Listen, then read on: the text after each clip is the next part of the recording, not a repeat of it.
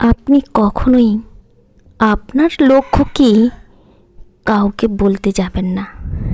কারণ যখনই আপনি কিছু করার চেষ্টা করবেন, তখনই দেখবেন আশেপাশের মানুষগুলো আপনার বাধা হয়ে দাঁড়াচ্ছে আর আপনার ক্ষতি করার চেষ্টা করছে। আপনাকে এটাও হয়তো শুনতে হতে পারে যে আপনি যা করছেন সেটা আপনার দ্বারা হবে না।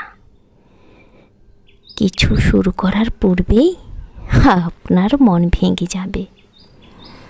তাই নিজের লক্ষ্যের কথা অন্যকে জানাতে যাবেন না। সময়ের সঙ্গে পাল্লা দিয়ে অক্লান্ত পরিশ্রম করে যান, ঠিক লক্ষ্যে পৌঁছে যাবেন। নিজের দুর্বলতা কখনোই কাউকে বলতে যাবেন না। আপনার জীবনে এমন কিছু গোপনীয় কথা রয়েছে যেগুলো আপনার জীবনের সবচেয়ে দুর্বলতম স্থান।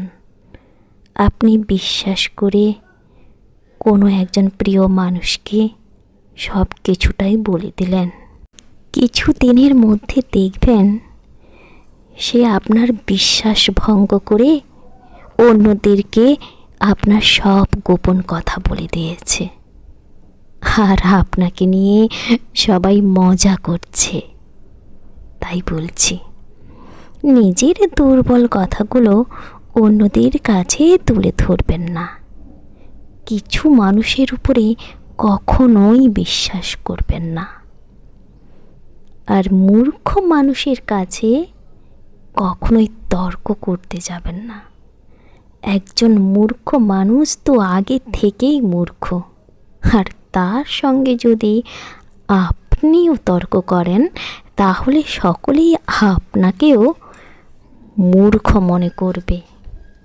তাই বলছি, নিজের সম্মান এভাবে ধুলোয় মেশাতে যাবেন না।